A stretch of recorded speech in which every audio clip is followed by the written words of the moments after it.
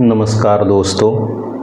अगले वीडियो में आपने टॉपिक संसाधनों के वर्गीकरण का अध्ययन किया। उससे संबंधित PYQS जो पिछली परीक्षाओं में पूछा गया है वो हम प्रमाण भी देंगे कि NCERT से उसका लाइन कैसे मिलता है, उसका अध्ययन करें ताकि आपका अध्ययन इतना परफेक्ट हो जाए कि आप कोई भी परीक्षा आसानी से पास कर सकें। आइए देखते हैं इसी कड़ी में PYQS का ये सीरीज है।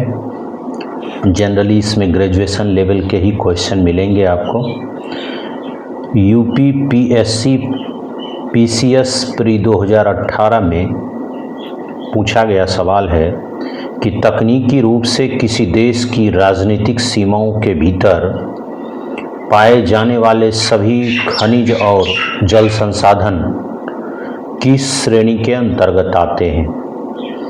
अंतर्राष्ट्रीय संसाधन, राष्ट्रीय संसाधन, व्यक्तिगत संसाधन, विकसित संसाधन। तो आप देखिए ये कह क्या रहा है क्वेश्चन कि देश की राजनीतिक सीमाओं के भीतर जो खनिज है या जल संसाधन है। तो जिस समय हम स्वामित्व के आधार पर संसाधनों का वर्गीकरण पढ़ रहे थे तो उसमें व्यक्तिगत, सामुदायिक, राष्ट्रीय और अंतर्राष्ट्रीय संसाधन क्या हैं, पढ़ने के क्रम में हमने पढ़ा था राष्ट्रीय संसाधन नेशनल रिसोर्सेज के बारे में। आप देखिए इसमें हूबहू लाइन है, तकनीकी रूप से देश में पाए जाने वाले सारे संसाधन राष्ट्रीय हैं और देश की सरकार को उस पर कानूनी अधिकार है। इस क्वेश्चन के विकल्प से आंसर क्या होगा? राष्ट्रीय संसाधन बी। आगे का सवाल है कि SSC CHSL 2020 10+2 लेवल में पूछा गया है, वे संसाधन जो किसी क्षेत्र में मौजूद तो हैं। क्वेश्चन पर ध्यान दीजिए, वे संसाधन जो किसी क्षेत्र में मौजूद तो हैं लेकिन वर्तमान में तकनीकी या आर्थिक कारणों से उनका सही ढंग से उपयोग नहीं किया जा सका है या नहीं किया गया है। जैसे राजस्थान में सौर ऊर्जा क्या कहलाते हैं? बहुत ही इम्पोर्टेंट क्वेश्चन है परीक्षा के दृष्टिकोण से। कई बार ये प्रश्न पूछा भी गया है विभिन्न परीक्षाओं में। NCERT के लाइन में जब हम लोग पढ़ रहे थे कि विकास के स्तर के आधार पर संसाधन का वर्गीकरण, तो इसमें संभावी, विकसित, भंडार और संचित कोष, ये 4 तरह के संसाधन हम लोगों ने पढ़ा था। इसमें एक संभावी, जिस समय हम लोग अध्ययन कर रहे थे उस समय हम लोगों ने देखा था पोटेंशियल रिसोर्सेज के बारे में। संभावी संसाधन जो किसी प्रदेश में मौजूद तो है, विद्यमान तो है, लेकिन इनका सही ढंग से उपयोग नहीं किया गया है। जैसे भारत के पश्चिमी भाग राजस्थान और गुजरात में पवन और सौर ऊर्जा की अपार संभावना है, लेकिन इसका भी सही ढंग से उपयोग नहीं किया गया है। ऐसे संसाधन को संभावी संसाधन कहते हैं, पोटेंशियल रिसोर्सेज कहते हैं, और यह विकास के स्तर के आधार पर वर्गीकृत हुआ है। इसमें 2 मूल बिंदु पकड़ना है इसमें कि मौजूद तो है लेकिन सही ढंग से उपयोग नहीं किया गया है। तो ऐसे संसाधन को विकल्प से देखिए, विकसित संसाधन, संचित कोष, संभावी संसाधन, पोटेंशियल रिसोर्सेज, मृत संसाधन। तो ये सी आंसर होगा, संभावी संसाधन। आप सवाल देखिए, RRB ग्रुप डी में 2022 में पूछा गया है और भी बहुत सारे 10+2 लेवल के एग्जाम में पूछा गया है। निम्नलिखित में से कौन सा एक अजैव बायोटिक संसाधन का सही उदाहरण है? अजैव। तो आप NCERT के लाइन में देखा था कि उत्पत्ति के आधार पर संसाधन दो तरह के होते हैं, जैव और अजैव। फिर इसके डिटेल्स को समझने के दौरान हम लोगों ने देखा था कि जैव संसाधन बायोटिक रिसोर्सेज में मनुष्य वगैरह आते हैं, या जीव मंडल से जो चीज़ें जीव मंडल से जो संसाधन प्राप्त होते हैं, जैसे वनस्पति, प्राणीजात, पशुधन आदि। अजैव संसाधन में हम लोगों ने देखा था यह होता क्या है, ये संसाधन निर्जीव होते हैं। अजैव संसाधन निर्जीव वस्तुओं से बने होते हैं, और इसमें उदाहरण था चट्टान और धातुएं। तो आइए अब हम लोग विकल्प की तरफ चलते हैं। तो यहाँ से पकड़िए, अजैव जिसमें जीव न हो, तो यहाँ देखिए ए विकल्प वनस्पति जात, ये जैव है क्योंकि इसमें जीव है। प्राणी जात यह भी जैव है। पशुधन यह भी जैव है। लेकिन सी जो है चट्टानें और धातुएं, ये अजैव संसाधन का, एबायोटिक संसाधन का उदाहरण है। सवाल है कि धातुओं, मेटल्स को संसाधनों के किस उपवर्ग में रखा जाता है। MPPSC 2019 में पूछा गया प्री में। तो यदि NCERT लाइन को आप लोग देखेंगे तो जो टेबल दिया है उसमें आप लोगों ने देखा था कि संसाधन दो तरह के होते हैं, प्राकृतिक और मानवीय। प्राकृतिक संसाधन दो तरह से वर्गीकृत किया गया है, नवीकरण योग्य और अनवीकरण योग्य। तो अनवीकरणीय संसाधन जो है उसको भी दो खंडों में बांटा गया। एक यहाँ देखिए पुनः चक्रीय, जैसे धातु उदाहरण है ना, पुनः चक्रीय। क्यों भाई, कि इसको फिर से गलाकर नए सिरे से इसको, तो इसलिए इसको पुनः चक्रीय धातु, पुनः चक्रीय संसाधन कहते हैं, और ये अनवीकरण योग्य भी है। तो आइए अब विकल्प को देखते हैं हम लोग। पहला विकल्प है कि अचक्रीय, अनवीकरणीय या अनवीकरण योग्य। तो अनवीकरण योग्य तो है लेकिन अचक्रीय नहीं है कि एक बार प्रयोग के बाद ही ये समाप्त हो जाता है, सो बात नहीं है। बी विकल्प देखिए, पुनः चक्रीय, अनवीकरण योग्य। अनवीकरण योग्य तो है यह संसाधन, अब पुनः चक्रीय भी है कि फिर से गलाकर इसका उपयोग किया जा सकता है। तो ये आंसर बी होगा इसका। ध्यान से क्वेश्चन को देखिए कि भंडार, स्टॉक और संचित कोष, रिजर्व संसाधनों में मुख्य अंतर क्या है।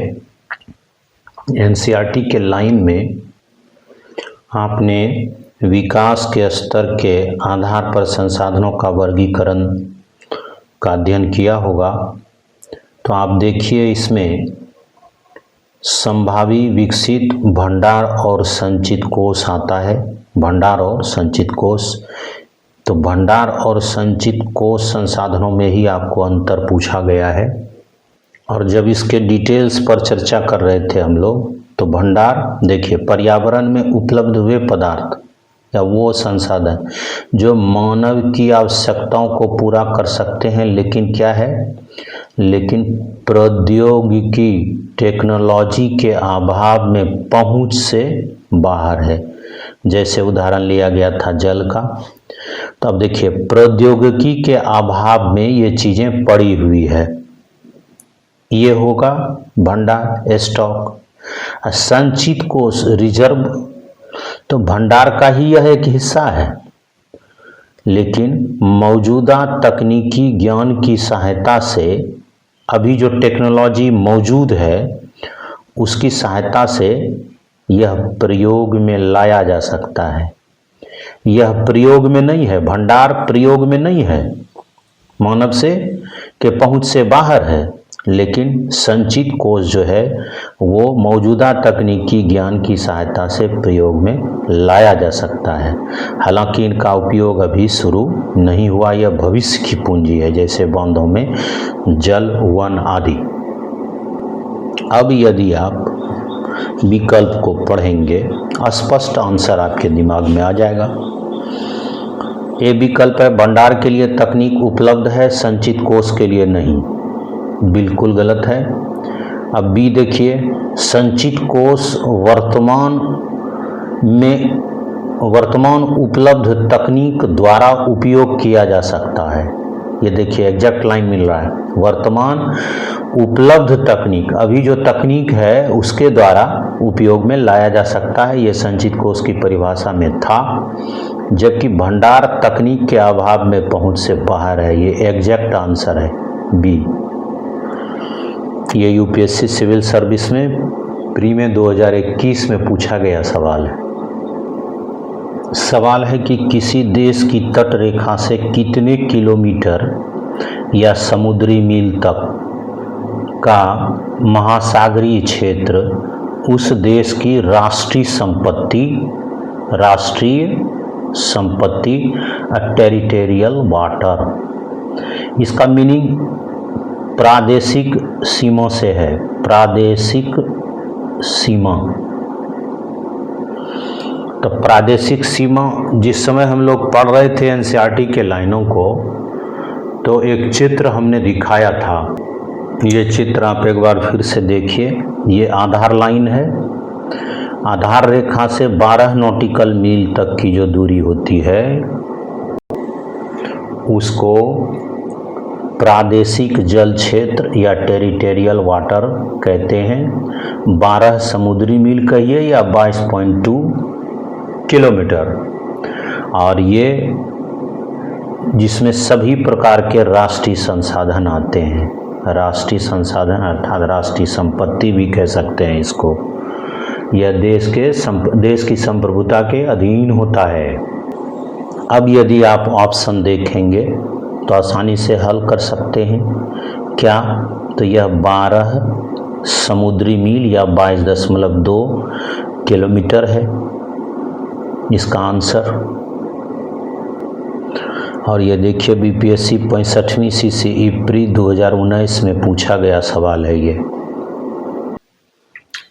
अब सवाल है कि गांवों में मौजूद श्मशान भूमि, साझा तालाब, शहरों के सार्वजनिक पार्क, स्वामित्व के आधार पर यह किस तरह का संसाधन है?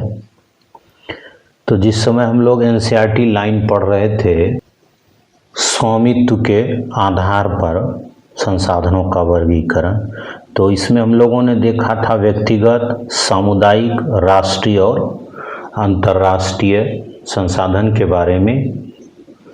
और जब सामुदायिक संसाधन, कम्युनिटी ओनर्ड रिसोर्स पढ़ रहे थे हम लोग, तो इसमें हम लोगों ने देखा था कि समाज के सभी सदस्यों के लिए ये उपलब्ध होते हैं, जैसे श्मशान भूमि, तालाब, सार्वजनिक पार्क और खेल के मैदान। तो निश्चित रूप से आप विकल्प को जब देखेंगे तो ए विकल्प है व्यक्तिगत संसाधन, होना ही नहीं है, श्मशान भूमि पर किसी खास लोगों का कब्जा नहीं होता। बी विकल्प सामुदायिक स्वामित्व वाले संसाधन, ये एप्रोप्रिएट विकल्प है, बी आंसर होगा इसका, सामुदायिक स्वामित्व वाले संसाधन। ये देखिए एसएससी एमटीएस 2021 में पूछा गया है, 10th लेवल के भी एग्जामिनेशन में पूछा जाता है और 10+2 लेवल के एग्जामिनेशन में भी पूछा जाता है। आप सवाल देखिए, जेपीएससी प्री 2021 में पूछा गया सवाल है कि दिए गए चित्र के वर्गीकरण के अनुसार मानव निर्मित संस्थाएं और ढांचा, स्ट्रक्चर्स एंड इंस्टीट्यूशंस किस संसाधन का हिस्सा है?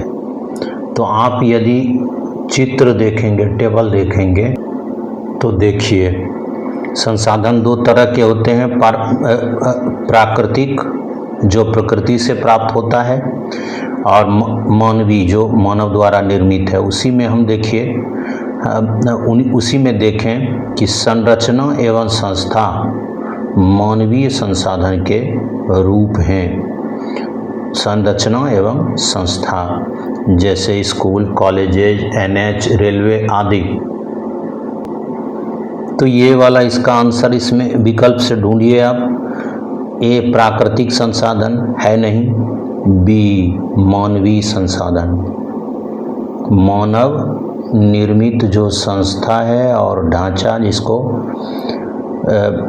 स्ट्रक्चर्स एंड इंस्टीट्यूशंस बोलते हैं वह संसाधन है मानवीय संसाधन। अब देखिए सवाल है आपका यूपीएससी लेवल का, यूपीएससी एनडीए 2017 में पूछा गया है और 10+2 लेवल का भी ये सवाल है। जल H2O जिसको बोलते हैं, रासायनिक सूत्र हुआ इसका, दो ज्वलनशील गैसों हाइड्रोजन और ऑक्सीजन का यौगिक जो ऊर्जा का भारी स्रोत बन सकता है, परंतु सही तकनीक न होने के कारण हम इसका उपयोग नहीं कर पा रहे हैं। इस संसाधन को किस श्रेणी में रखा जाएगा?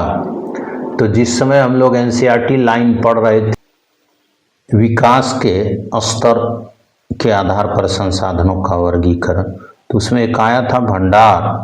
और भंडार की परिभाषा जब हम पढ़ रहे थे तो यहाँ पर ये लाइनें आप देखिए, लिखा हुआ है कि मानव पर्यावरण में उपलब्ध हुए पदार्थ जो मानव की आवश्यकताओं को पूरा कर सकते हैं लेकिन उपयुक्त प्रौद्योगिकी के अभाव में पहुंच से बाहर है। एग्जाम्पल में वही लिया गया है, जल दो ज्वलनशील गैसों हाइड्रोजन और ऑक्सीजन का यौगिक है जो ऊर्जा का मुख्य स्रोत बन सकता है लेकिन अभी प्रौद्योगिकी के अभाव में मानव के पहुंच से बाहर है। क्या कहलाएगा? भंडार, स्टॉक।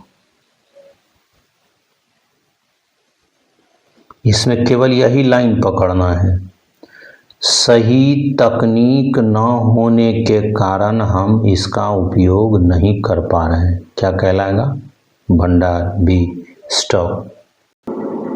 अब देखिए आपके सामने सवाल है रेलवे एनटीपीसी 2021 का कि संसाधनों के वर्गीकरण में मात्रा एवं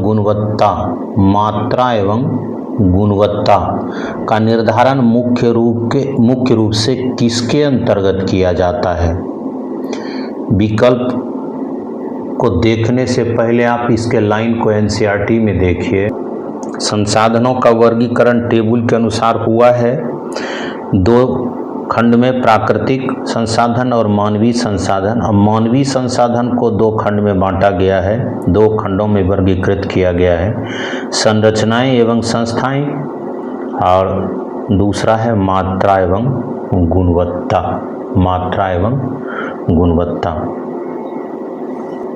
चूंकि आप लोगों ने अध्ययन किया था कि मानव खुद एक महत्वपूर्ण संसाधन है, तो यह संसाधन जो प्राकृतिक संसाधन को उपयोगी बनाता है कितनी संख्या में है मात्रा, और उसमें तकनीक कितना विकसित है, कौशल कितना विकसित है, वो हुआ गुणवत्ता।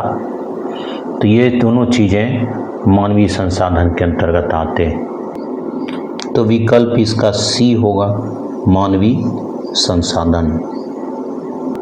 देखिए अब सवाल है आपका समाप्यता एग्जॉस्टिबिलिटी के आधार पर संसाधनों को किन दो मुख्य भागों में विभाजित किया जाता है? तो आप देखेंगे, तो आप देखिए समाप्यता के आधार पर संसाधन दो तरह के होते हैं, नवीकरण योग्य और अनवीकरण योग्य। नवीकरण योग्य जो फिर से नया करके इसका उपयोग किया जा सकता है या सतत प्रवाहित भी होता है नवीकरणीय। और नवीकरणीय योग्य जब एक बार समाप्त हो जाए तो ये लाखों करोड़ों वर्ष में जाकर एक बार फिर से बनते हैं, लेकिन ये अनवीकरणीय ही माना जाता है। फिर से नया करना आसान नहीं है इसको। तो फिर विकल्प क्या होगा? विकल्प नवीकरण योग्य और अनवीकरण योग्य हो गया। समाप्यता के आधार पर संसाधनों का 2 खंडों में विभाजन। ये एसएससी सीजीएल 2018 में पूछा गया सवाल है। सवाल देखिए कि निम्नलिखित में से कौन सा सतत या प्रवाह कंटिन्यूअस और फ्लो संसाधन का उदाहरण है और नवीकरण योग्य भी है। सतत या प्रवाह संसाधन अभी तुरंत हमने ऊपर कहा है कि वो नवीकरण योग्य भी होता है। टेबल में जब आप देखिएगा प्राकृतिक संसाधन को जब प्राकृतिक खंड में बांटा गया है, अब प्राकृतिक को नवीकरण योग्य और अनवीकरण योग्य में बांटा गया है। नवीकरण योग्य का ही एक हिस्सा है सतत प्रवाह, जैसे पवन, जल आदि। ये निरंतर प्रवाहित होते रहता है और इसकी आपूर्ति होते रहती है, इसलिए नवीकरण भी है और सतत भी है। ये जल और पवन इसका विकल्प होगा बी। आप देखिए एसएससी सीएचएसएल 2022 में पूछा गया सवाल है, 10+2 लेवल का है। वैसे वन और वन्य जीव वाइल्ड लाइफ जो प्रकृति में पुनः उत्पन्न हो सकते हैं संसाधनों के किस वर्ग में शामिल है?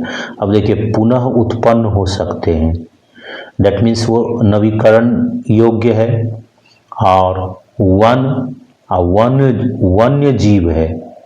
जीव जैसे आया तो वो क्या होगा? जैव संसाधन होगा। अब पुनः उत्पन्न हो सकते हैं तो वो नवीकरण योग्य भी होगा, तो बी इसका विकल्प होगा। एनसीईआरटी में भी इसका आप लाइन देख सकते हैं। नवीकरण योग्य संसाधन जो प्राकृतिक संसाधन के अंतर्गत आते हैं और नवीकरण का ही एक हिस्सा है जैव। जैव में देखिए प्राकृतिक वनस्पति जिसको वन बोलते हैं और वन्य जीव भी आते हैं, तो नवीकरण भी हो गया, जैव भी हो गया, इसका यही है विकल्प। अब सवाल है कि संसाधन होते नहीं बनाए जाते हैं, यह कथन संसाधनों के किस रूप को दर्शाता है जहां मानव की भूमिका महत्वपूर्ण होती है? आप ध्यान से देखिए, संसाधन होते नहीं बनाए जाते हैं, ये बनाने वाला कौन है? मानव है। तो मानव की भूमिका क्या है इसमें? महत्वपूर्ण है। इसलिए ये आपको किस संसाधन को महत्वपूर्ण मानने के लिए दर्शाता है? तो ये मानवीय संसाधन होगा, ह्यूमन रिसोर्सेज, विकल्प बी। ये बीपीएससी हेड टीचर 2022 में पूछा गया सवाल है। सवाल है कि बांधों में संचित जल, वाटर इन डैम्स, और वनों में खड़ी लकड़ी जिनका उपयोग भविष्य की आवश्यकताओं के लिए बचा कर रखा गया है, तो मतलब ये संचित किया गया है और ये कोष क्या कहलाएंगे? संचित कोष कहलाएंगे, रिजर्व कहलाएंगे। यही आंसर है इसका। सवाल है कि स्वामित्व ओनरशिप के आधार पर संसाधनों के वर्गीकरण का सही क्रम कौन सा है? सही क्रम पूछा गया है आपको। तो एनसीईआरटी में जब आप संसाधनों के वर्गीकरण को पढ़ रहे थे तो ये क्रम देखिए आप, पहला है व्यक्तिगत, दूसरा है सामुदायिक, तीसरा है राष्ट्रीय और चौथा है अंतर्राष्ट्रीय। तो ये विकल्प आपको यदि बी को पढ़िएगा तो व्यक्तिगत, सामुदायिक, राष्ट्रीय, अंतर्राष्ट्रीय, यही वाला आंसर होगा।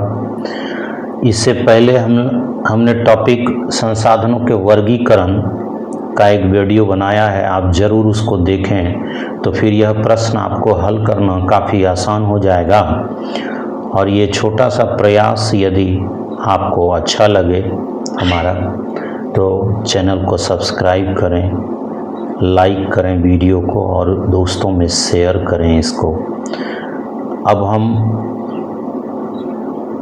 अगली कड़ी में 10+2 लेवल के जो कुछ बीएसएससी सीएचएसएल का एग्ज़ाम होता है इसी टॉपिक से रिलेटेड जो PYQS पूछा गया है उसमें वो लाएंगे अगला वीडियो, आप लोग उसको भी देखेंगे। धन्यवाद।